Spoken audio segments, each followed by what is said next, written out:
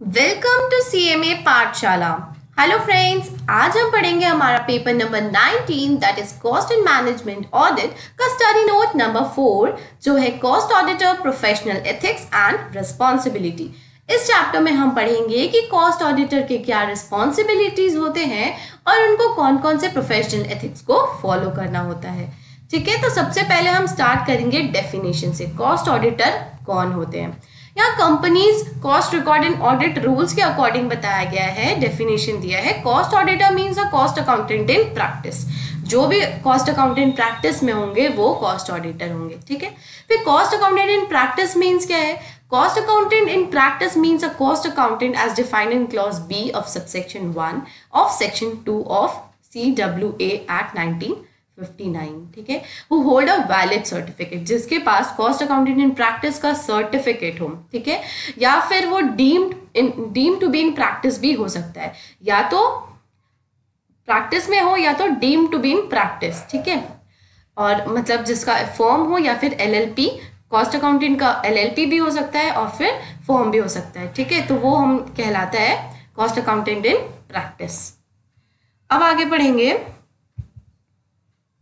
Professional ethics. तो इसमें क्या बताया गया है? Code of ethics. इसमें दिया है कि as professional in the field of cost and management accountant the member of our institute are bound by a code of professional ethics. ठीक है, हमारे इंस्टीट्यूट की तरफ से जो प्रोफेशनल एथिक्स बताए गए हैं, तो जो भी हमारा जो अकाउंटेंट होगा वो क्या होता है? बाउंड हो गया है इसके वजह से। ठीक है, this code stipulates and bind them to the highest level of core duty responsibility to their employers and client, the public and their fellow professional.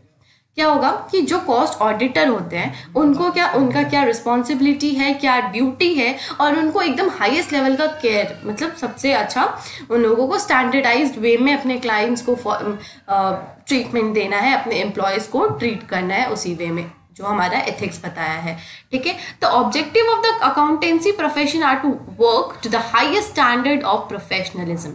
ठीक है, प्रोफेशनलिज्म का एकदम हाईएस्ट स्टैंडर्ड में होना चाहिए। To attain the highest level of performance and generally to meet the public interest requirement। जो public का requirement है उसका मतलब पब्लिक के इंटरेस्ट में होना चाहिए जो भी हम काम करने वाले हैं।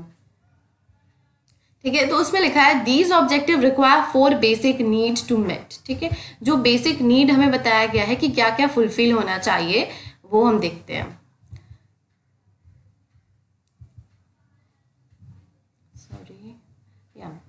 First one is credibility in information and information system. Second है professionalism identified by employers, clients and other interested parties. Third one is quality of services carried out by the highest standard of performance. And the fourth one is confidence that there is a framework of professional ethics to govern the provision of services. ठीक है, first है credibility. ठीक है, second है हमारा professionalism. ठीक है, तो क्या हमें मतलब प्रोफेशनल की तरह बिहेव करना ये भी हमें बताया जाता है। क्वालिटी ऑफ सर्विस, हमारा जो सर्विस रहेगा उसका क्वालिटी एकदम हाईएस्ट स्टैंडर्ड का होना चाहिए। ठीक है, उसके बाद है confidence that there is a framework of professional ethics. Confidence मतलब प्रोफेशनल एथिक्स का कॉन्फिडेंस भी उसमें होना चाहिए, दिखना चाहिए। ठीक है, उसके बाद बताया गया in order to achieve the objective of the accountancy profession cost accountant have to observe fundamental principle. Fundamental principle बताया गया है जिसमें है फर्स्ट इंटीग्रिटी। कॉस्ट अकाउंटेंट्स को कैसा होना चाहिए वो बताया गया। तो फर्स्ट है इंटीग्रिटी।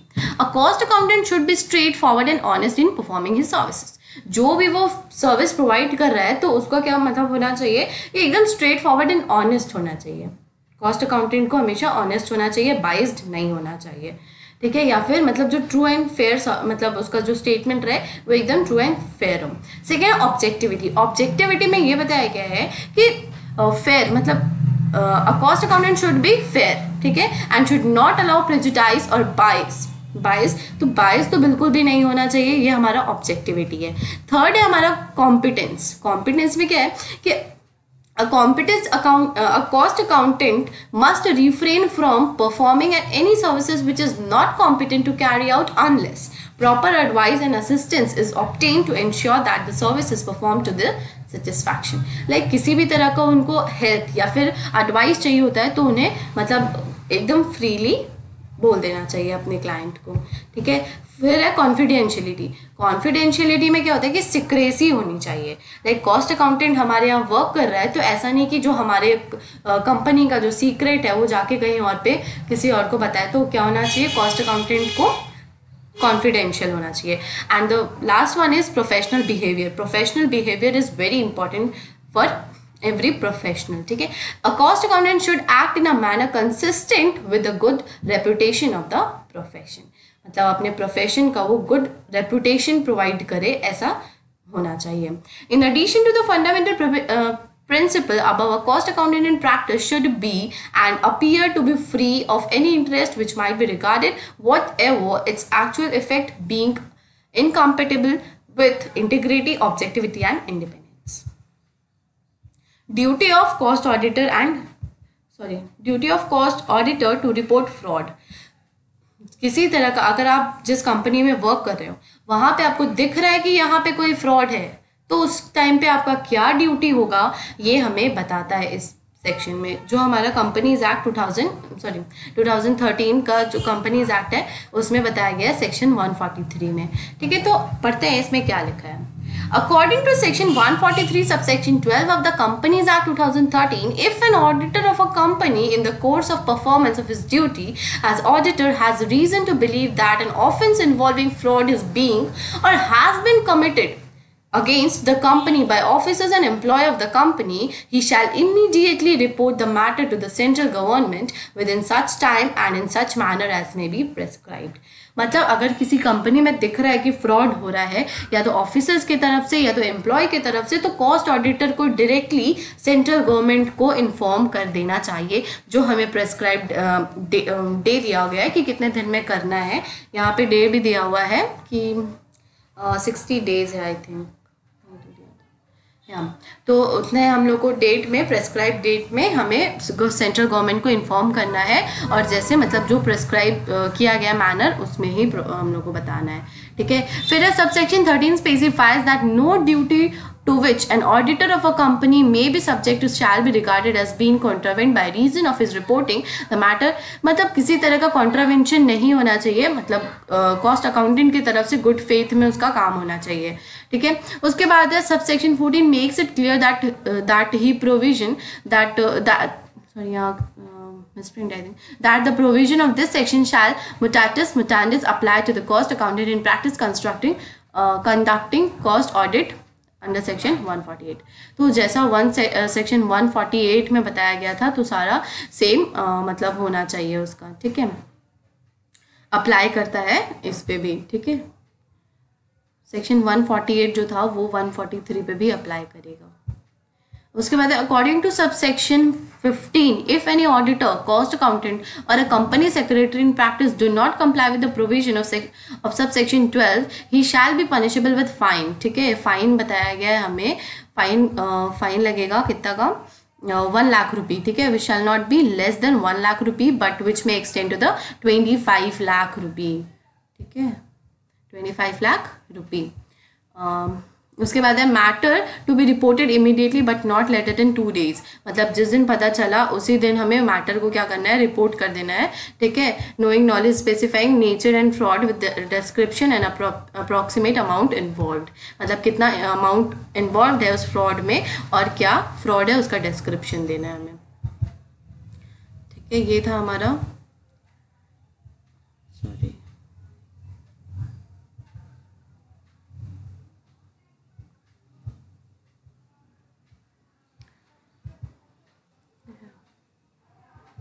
यहाँ पे और एक पार्टीज इन्वॉल्व, कौन कौन से पार्टीज इन्वॉल्व है उसमें ये भी हमें बताना है, ठीक है। फिर लिखा है following disclosure to be made, ये तो हम लोगों ने बताया कि मतलब क्या क्या हमें बताना है। तो अब इसमें है कि कौन कौन सा हम लोग को डिस्क्लोजर देना है बोर्ड्स रिपोर्ट में, ठीक है। तो फर्स्ट हमारा nature and fraud with description के साथ फ्रॉड का बताना है बोर्ड रिपोर्ट में। फिर सेकंड है अप्रॉक्सीमेट अमाउंट इन्वॉल्व, कितना अमाउंट इन्वॉल्व है। थर्ड है पार्टीज इन्वॉल्व, कौन कौन से पार्टीज इन्वॉल्व है और उसके बाद क्या एक्शन लिया गया, ठीक है। तो ये हमें बताना होगा बोर्ड रिपोर्ट में, डिस्क्लोजर देना होगा। तो ये था हमारा सेक्शन 143 ऑफ कंपनीज एक्ट, ठीक है। आगे बढ़ते हैं पनिशमेंट, क्या क्या पनिशमेंट होगा, ठीक है.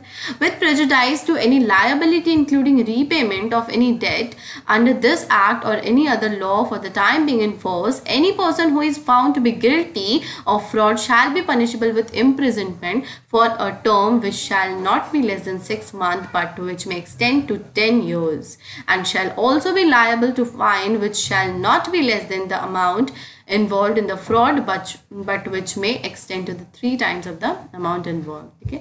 तो यहाँ पे लिखा है कि अगर किसी तरह का फ्रॉड अगर करता है कोई लाइक ऑडिटर के लिए लिखा गया है तो क्या 6 मंथ का उसे जेल होगा. ठीक है. 6 मंथ का विच में एक्सटेंड टू 10 ईयर्स.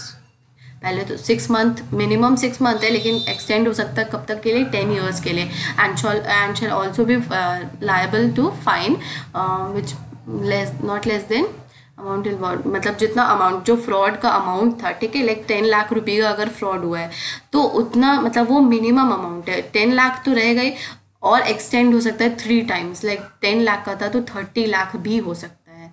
ठीक है. उसके बाद लिखा है provided that the fraud in question involve public interest in terms of imprison not less then 3 year. अगर कोई पब्लिक इंटरेस्ट के वजह से मतलब पब्लिक इंटरेस्ट में कुछ लाइक आपके जो फ्रॉड हुआ उससे पब्लिक को किसी तरह का हार्म हुआ तो उसमें क्या होगा, उस केस में 3 ईयर्स का मिनिमम जेल होगा. ठीक है. उसके बाद हम देखेंगे पनिशमेंट फॉर फॉल्स स्टेटमेंट. अगर किसी तरह का फॉल्स स्टेटमेंट प्रेजेंट किया गया ऑडिटर की तरफ से तो क्या पनिशमेंट होगा. ठीक है. यहाँ लिखा है save as otherwise provided in this section if any return report certificate financial statement prospectus statement और other document required by or for the purpose of any of the provision of this act or the rules made there under any person make a statement first which is false in any material particular knowing it to be false. Second one is which omit any material fact knowing it to be material. मतलब क्या था, first which is false. ठीक है, जो हमें पता था कि वो पहले से गलत है. ठीक है. Material particular knowing it to be false मतलब हमें पता था कि वो गलत है लेकिन फिर भी हम लोगों ने उसे डिस्क्लोज नहीं किया. सेकेंड है जो ओमिट, लाइक हमने कोई मटीरियल फैक्ट को ओमिट कर दिया है. ठीक है, लाइक गलत कर दिया उसको, मतलब जानते हुए भी फॉल्स स्टेटमेंट दिया. ठीक है, तो वो क्या होगा, उसके लिए पनिशमेंट होगा सेक्शन 447. किसमें लायबल होगा वो, सेक्शन 447. अब हम करेंगे यहाँ पे ये चैप्टर एंड होता है. ठीक है, हमारे बुक के अकॉर्डिंग इंस्टीट्यूट मैट के अकॉर्डिंग हमारा चैप्टर यहाँ पे एंड होता है. अब हम करेंगे स्कैनर के कुछ क्वेश्चंस जो पहले टर्म्स में आए हुए हैं एग्जाम्स में. तो सबसे पहले हम देखेंगे ये क्वेश्चन है 2016 जून का. ठीक है. How the cost auditor is under the obligation to report fraud identified during the course of audit. Question करना बहुत इंपॉर्टेंट होता है क्योंकि हम लोगों ने चैप्टर पढ़ लिया, समझ में भी आ गया, लेकिन समझ में नहीं आता कि क्वेश्चन को कैसे डील किया जाए. इसीलिए मैं आप लोगों को कुछ क्वेश्चंस भी करवा रही हूँ. ये स्कैनर के क्वेश्चंस है तो एग्जाम के लिए भी प्रिपरेशन अच्छे से हो जाएगा अगर आप वीडियो से पढ़ रहे हो तो करते हैं. क्या लिखा है, how the cost auditor is under the obligation to report fraud. Cost auditor का क्या ऑब्लिगेशन है अगर कोई रिकॉर्ड फ्रॉड आइडेंटिफाई किया गया. ठीक है, ऑडिट के टाइम पे तो हम लोगों ने पढ़ा कि उसे डिस्क्लोज करना होगा सेंट्रल गवर्नमेंट को, हमें इन्फॉर्म करना होगा विद इन 60 डेज और समथिंग. ठीक है, तो यही था. और यहाँ पढ़ लेते हैं हम लोग आंसर, ये है ना. For the purpose of subsection 12 of section 143 in case the auditor has sufficient reason to believe that an offence involving fraud is being or has been committed against the company by officers or employees of the company, he shall report the matter to the central government immediately but not later than 60 days of his knowledge and after the following procedure indicated herein. ठीक है, तो क्या करना है, central government को inform करना है not later than 60 days. First point है, auditor shall forward his report to the board of the audit committee as the case may be immediately after he comes to the knowledge of the fraud, seeking their reply or observation within 45 days. ठीक है, फिर लिखा है on receipt.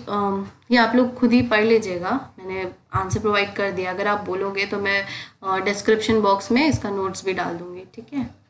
The report shall be sent to the Secretary, Ministry of Corporate Affairs in a sealed cover by registered post and acknowledgement due to the. ये बताया गया कि क्या क्या करना है. सेकेंड क्वेश्चन है हमारा, a member of the institute whether in practice or not is liable for disciplinary action if he or she is found guilty or professional and other misconduct. Explain the term other misconduct. As per part 4 First schedule of the Institute of Cost and Work Accountants Act 1959, a member of the institute, whether in practice or not, shall be deemed to be the guilty of other misconduct if he or she is held guilty by any civil or criminal court or an offense which is punishable with imprisonment for a term not exceeding 6 months. ठीक है. In the opinion of the council, she or he brings disrepute to the profession or the institute as a work of the action whether or not relate to his or her professional work. फिर question, in the course of performance of his duties some fraud against the auditee company get disclosed of the cost auditor. What is the punishment of cost auditor for failing to report the authority within prescribed time? ये हम लोगों ने पढ़ा था अभी आगे ही कि क्या अगर कॉस्ट ऑडिटर की गलती है तो क्या उसके अगेंस्ट में एक्शन लिया जाएगा.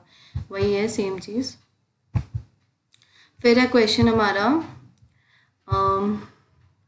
ये क्वेश्चन 2019 में आया हुआ है तो इसका आंसर नहीं दिया रहता स्कैनर में. यहाँ लिखा है cost auditor has reported fraud to the company as required under section 143 of companies act 2013. What disclosure are to be made by the companies report. ठीक है. बोर्ड रिपोर्ट में हम लोगों को कौन कौन सा डिस्क्लोजर देना है कि अभी हम लोगों ने पढ़ा ही कि बोर्ड रिपोर्ट में हमें देना पड़ेगा कि क्या फ्रॉड था, कौन कौन इन्वॉल्व था, कितना अमाउंट इन्वॉल्व था. ठीक है. कौन कौन से पार्टीज इन्वॉल्व थे, तो यही देना है. उसके बाद है हमारा क्वेश्चन, ये क्वेश्चन है प्रैक्टिकल क्वेश्चन है 2017 में आए हुए हैं. ठीक है. यहाँ पे लिखा है mister P Swami, the cost auditor of PQR Limited for the financial year 16-17 was offered an assignment of investment consultant of RST Limited, a subsidiary of PQR Limited for the same year. Whether the acceptance of the assignment amount to violation of law and professional misconduct? Obviously yes. जैसे अगर किसी भी company, हमने ये audit पढ़ा था कि जब अगर किसी कंपनी में हम ऑडिटर होते हैं तो अगर हम किसी कंपनी के ऑडिटर हैं तो हम उस कंपनी का नहीं ले सकते और किसी भी तरह का असाइनमेंट. ठीक है. तो उस टाइम पे क्या होगा कि हम उसका असाइनमेंट नहीं ले सकते. अगर लेते हैं तो वो मिसकंडक्ट होता है. ठीक है. यहाँ पे वही चीज़ लिखा है, any person who is engaged in consulting and providing specialised services to a company and its subsidiary company is not eligible to act as a cost auditor. ठीक है. The cost auditor can not accept the assignment as long as he or she remains appointed as a cost auditor of the company. ठीक है. तो वो disqualify हो जाएगा अगर ऐसा करते हैं तो. ठीक है. फिर यहाँ पे सेकेंड क्वेश्चन भी था, क्या था, what are the penal provisions if any. अगर करता है तो क्या होगा. If the auditor has contravened the provision of the companies act 2013 he or she shall be punishable with fine. ठीक है. Which shall not be less than 25,000 rupee but which may extend to 5 lakh रुपी. ठीक है. अगर वो contravention करता है law का तो उसको क्या होगा, फाइन होगा और जेल भी जा सकता है. ठीक है. फिर है यहाँ question, mister X, a cost auditor of a company contribute articles in various papers और journals discussing matter of professional interest. In the case of such discussion he mention various data which include some viral but unpublished data relating to his client company without its tacit approval. ठीक है. State whether there is a punishment if any of the cost auditor for such contravention. किसी company का हम cost audit कर रहे हैं और क्या हुआ, उस कंपनी का जो अनपब्लिश डेटा था हम लोगों ने वो भी अपने आर्टिकल में डाल दिया, उसे पब्लिश कर दिया. ठीक है. तो क्या उसके लिए मतलब कोई वो लॉ का मिसकंडक्ट हो रहा है या फिर कॉन्ट्रावेंशन हो रहा है, ये बताना है इस क्वेश्चन में. क्वेश्चन नंबर 4 है ये, आई मीन 4 मार्क्स का क्वेश्चन है ये. तो लिखा है clause 1 of part 1 of the second schedule of the cost and work accountants act 1959 deal with a professional misconduct relating to the disclosure of information by a CMA in practice relating to the business of his or her client of any person that other than his or her client without the consent of the client or otherwise required to the any law time being enforced breach of confidence. ठीक. तो यहाँ पे वही confidentiality हमें रखना था लेकिन यहाँ पे क्या हुआ, ब्रीच ऑफ कॉन्फिडेंस हुआ. ठीक है. तो वही चीज़ आ गया यहाँ पे. The code of ethic further clarifies that such duty continues even after completion of the assignment. The CMA may, however, disclose the information in case it is required as a part of the performance of his or her professional duties. In the given case of Mr. X has disclosed vital information of his business without the consent of the client under the impression that will help the profession and the industry at a large of a professional misconduct. तो क्या करना है, हमें इसमें बोला है कि अगर लाइक अभी हम कर रहे हैं, नेक्स्ट अगर हम नहीं कर रहे उस कंपनी का कॉस्ट ऑडिट, फिर भी ये हमारा हमें उसका रिस्पॉन्सिबिलिटी है कि उसका कोई भी डेटा हम लीक ना करें. ठीक है. नेक्स्ट क्वेश्चन हमारा, explain whether the following activity amount to the professional misconduct on the part of cost accountant. ठीक है. तो यहाँ पे देखते हैं, Mr Arun a CMA is working as a manager. Cost accounts of PQR Limited. He accepts 10% of profit from his friend, Mr. Raju, a lawyer and a legal consultant for PQR Limited. He is doing the job for retainerships basis. ठीक है. तो यहाँ पे बताया गया है, यहाँ पे लिखा है कि 10% जो प्रॉफिट ले रहा है वो सही है या नहीं ले रहा है. As the provision of clause 2 of part 2 of the first schedule of the Cost and Work Accounting Act 1959 stipulates, the professional misconduct in relation to cost accountant in service, as per the provision of part 2 of the first schedule of act, a cost accountant in service shall be deemed to be guilty professional misconduct if he or she accept or agrees to accept any part of fees, profit or gain from a lawyer, a cost accountant or a broker engaged by such company, firm or person or agent or customer. ठीक है. किसी से भी अगर हमें किसी तरह का भी कोई प्रॉफिट लेते हैं तो वो मिसकंडक्ट होता है. ठीक है. और वो एक्सेप्टेबल नहीं होगा. फिर है हमारा question, mister Arumaya, practising cost accountant engaged two trainees undergoing training under his guidance for audit job. Since the job was voluminous, he agreed to pay them in addition to stipend at 10% audit fees. Okay, 10% of the audit fees. Does the action of Mr. Arumaya amount to professional misconduct? Yes. Yeah. So answer दिया है. As per part 1 of the first schedule of the Cost and Work Accountants Act 1959, a cost accountant in practice shall be deemed to be guilty of professional misconduct if he or she pays or allows or agrees to pay or allow directly or indirectly any share, commission, brokerage in the fees or profit of his or her professional work to any person other than a member of the institute of a work or a retired partner of the legal representative of a deceased partner. Under such circumstances, any payment to trainee as a percentage of audit fee is a professional misconduct. He may, if necessary, pay a lump sum stipend to the trainees. Like वैसे particular उसको देना तो वो गलत है. ठीक है. Professional misconduct है. लेकिन वो चाहे तो स्टाइपेंड बढ़ा के दे सकते हैं, लेकिन कोई ऑफिस वाले नहीं देते. Leave that.